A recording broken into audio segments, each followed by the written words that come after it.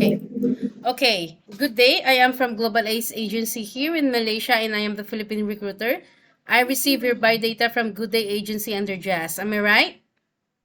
Yes, ma'am. Can you speak English or can you understand English? Yes, ma'am.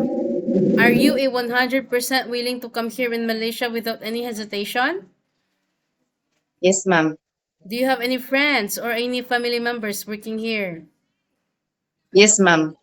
Our interview, this is recorded and it will be uploaded in our YouTube channel. But at the same time, your profile will be uploaded in our website. Do you agree?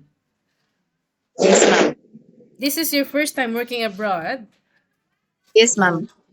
Okay, can you help me introduce yourself, please? My name is Merna Aquino Felix. I'm 32 years old. I live in Cabayan, Benguet, Philippines. I have four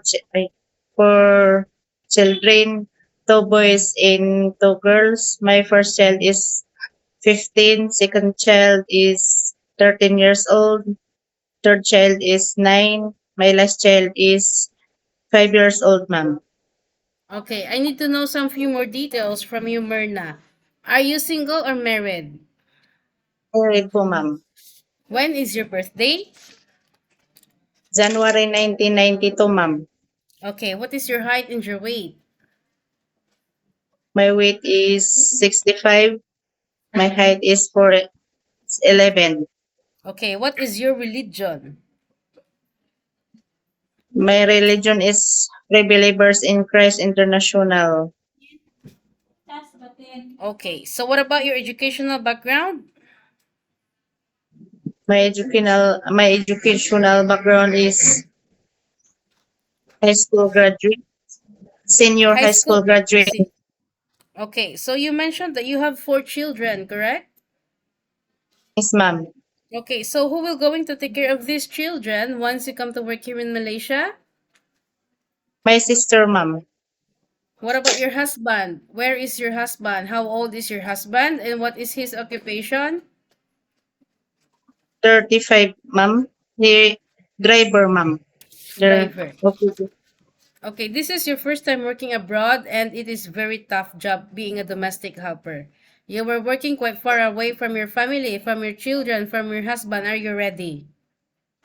Yes, ma'am. You cannot easily go back home. You will going to sign a 2 years contract. Are you ready?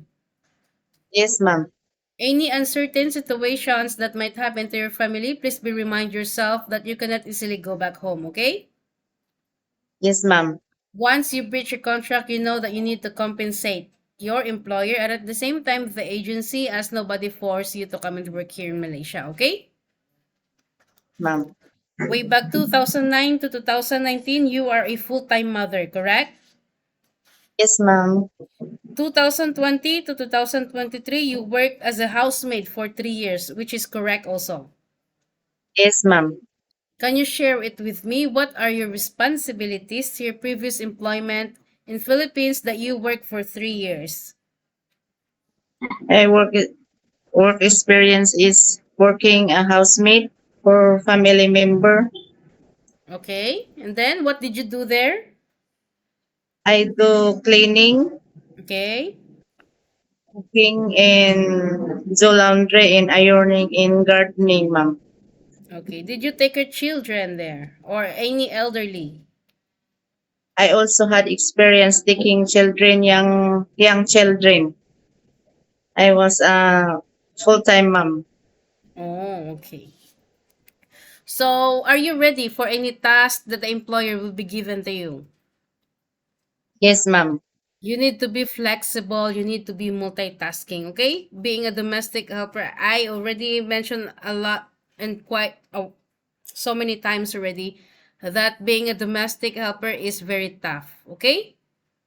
Yes, So ma'am. you must knew what you are up to. Yeah? So are you okay to take your children while doing house chores at the same time? Yes, ma'am.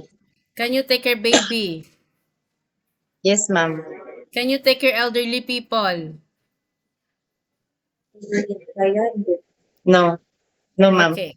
Can you cook? Yes, ma'am. Can you caregiving for bedridden patient and disabled person? Yes, ma'am. Are you comfortable taking care of pets?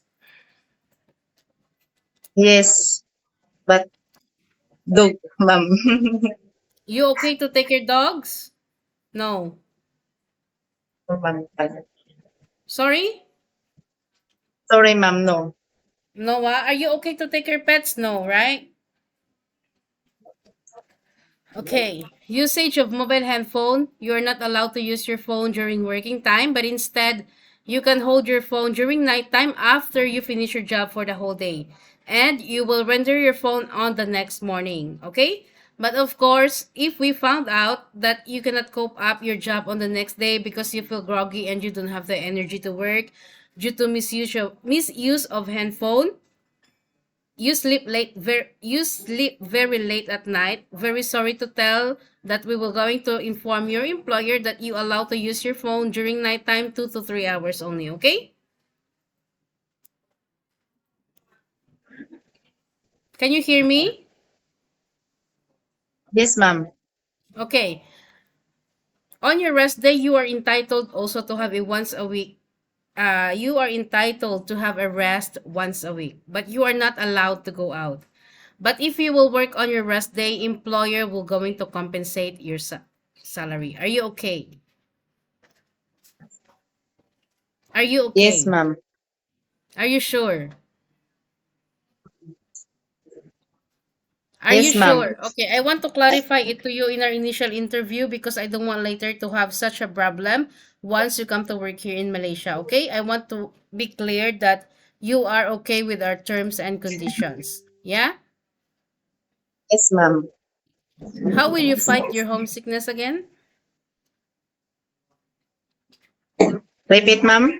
How will you gonna fight your homesickness? I do pray and call my family, ma'am. Call your family.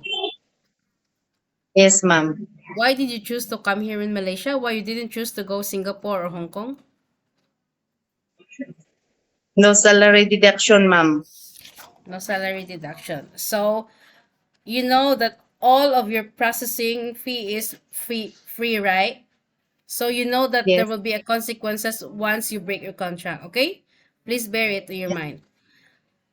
As I have mentioned a while ago, this is not the Philippines. In other countries, we need to humble ourselves. Philippines, we might be the boss, but in other countries, no such a thing, okay? We need to follow the rules and regulations and respect the employer. Any problem or any concerns regarding about the employer, please inform the employer directly, okay? Because you're the one who are working inside their premises, yeah?